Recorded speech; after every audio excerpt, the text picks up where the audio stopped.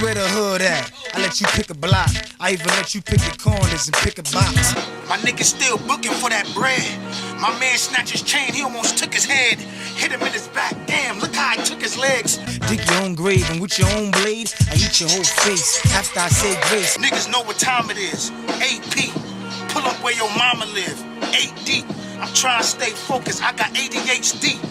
I almost got shot by the D's, cause my rims kept spinning after they said freeze.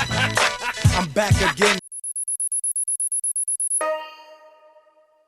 Melvin Smalls, aka Dragon, born February 8th, 1979.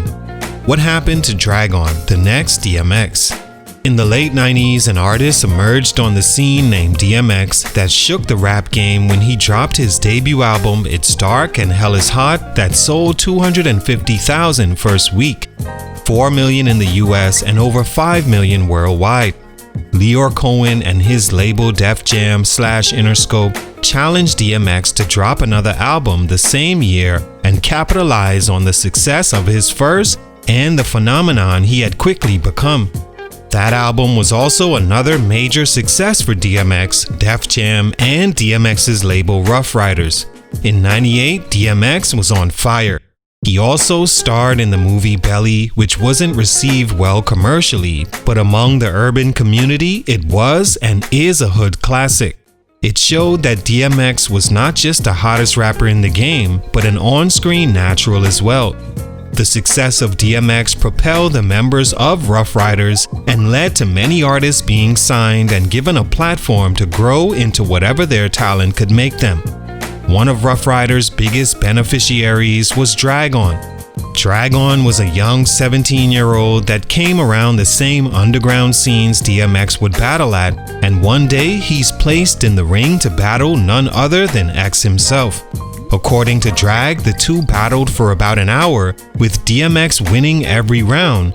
But that day, a respect was shown to Dragon for having the stamina and rhymes to take it there with a phenom like DMX by everyone in the room, especially X, who saw much of himself in Dragon, and because DMX was so hot at the time, anything he said was pretty much how things went. Dragon was signed in '97 and placed under the wing of DMX as his protege. He was like X's little brother. In that role, Dragon fit perfect. He and X went on to make great music together as their chemistry was immediately evident. Comparisons to DMX and expectations began because of songs like the Rough Riders Anthem remix, where Dragon opened the song sounding like a lighter voiced DMX and had a flow almost identical. Also Warren G's I Want It All remix, although Dragon's homophobic opening line may be the reason why the song didn't stand the test of time. These songs were huge platforms for the young rapper. Dragon was in good position and on his debut dropped a certified gold album at just 21 years old. If many didn't think he was a potential star, they at least thought his career and what he did with the DMX assist would amount to much more industry or on-screen success than it did. But for these reasons, that didn't happen. Let's talk about it. It's your boy JC Stunted Growth Music. Let's get it, man. Take a minute to like, subscribe, and comment on who I should do next. Dragon was a rapper from the Bronx, New York that began writing rhymes at 8 years old. By 17, he was polished and ready for his opportunity when asked to battle DMX in '97. After being co-signed and taken under his wing by DMX, Def Jam set he and X up in a house in North Carolina for them both to work on their solo album. It's here Dragon and DMX built their brotherly bond. DMX once saying how uncanny it was that the two looked like they could actually be related. Being around, Dragon grew into his own artist, performing on DMX's classic debut album. DMX would change his name from Sabertooth Dragon to just Dragon to differentiate himself from mainly R&B artist Cisco calling himself the Dragon. X said, "You're on now, so drag on." He released his debut album March 28, 2000, and I can still remember the album cover with him looking like a young DMX, bald head and all, down to the font on his name similar to DMX, which brought the hype to the album as many wanted to see what the 21-year-old could deliver. The album went gold and was received well by critics, crediting him for holding his own on his songs featuring DMX. But his next album, for whatever reason, wouldn't release for 4 years. Stunt number 1, commercial failure.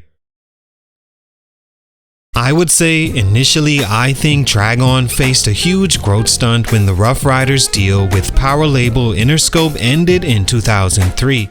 They would eventually sign with Virgin Records, and instead of maybe letting DMX drop an album on that label first to build momentum and confidence in their younger artists, Virgin Records decides that Drag would be the first artist to release under new management. His second album, Hell and Back, released February 2004, and because the label didn't believe Drag-On could relight the fire of his first album and keep the DMX fans he and the late MC created while rapping together, Virgin Records undershipped Drag-On's sophomore album, and it showed, failing to go at least gold and have the same success as album 1. It was also described as lackluster by music critics for having outdated production and lyrics that seemed like throwaways from album 1. Critics also felt like Drag-On was putting out cookie-cutter attempts at club and radio songs that didn't represent him as an artist. DMX went at least platinum on all his albums through 2003's Grand Champ before taking a 3-year break that slowed his momentum, making Grand Champ his last to go platinum. But it also hurt Drag-On not having X to stand by and push him to his natural position as little brother. A year after, in 2004, Virgin dropped Drag-On as the album was critically and sales-wise a letdown.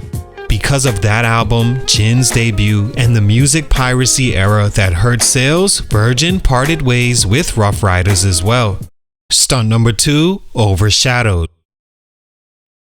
Another stunt in Drag-On's growth was no matter where he went as a rapper, he was overshadowed by rappers or rap groups just being better and more marketable. First, him being under the wing of DMX. Yes, they sounded great together and made great music, especially when Drag-On was a featured artist on DMX songs, but standing so close to the sun burned Drag-On as far as expectations. X was grooming himself to one day become a Hall of Famer. Maybe the expectations for his little brother were too much. Nonetheless, they were there, and it always made Drag-On chase a ghost he was just not talented enough to catch. Compared to DMX, not many were. Then there was the group Rough Riders themselves, featuring a house full of spitters like the Lox, Cassidy, and even Eve, all with the potential to be stars. Drag-On had bars as well, but it always seemed like his star was dimmed, being around Hall of Famers and such talent like Rough Riders had on its roster. Outside the group, Drag-On came up in the late 90s, early to mid 2000s scramble the rap game was, from prime artists like Jay-Z, Nas, Eminem, Nelly, the emergence of Atlanta and the South. Drag-On simply couldn't compete with such a golden time in hip-hop. He was good for a Hot 16 feature here and there at that point, but his own singles just didn't stack up to what was hot in hip-hop at the time. Stunt number 3, left the umbrella.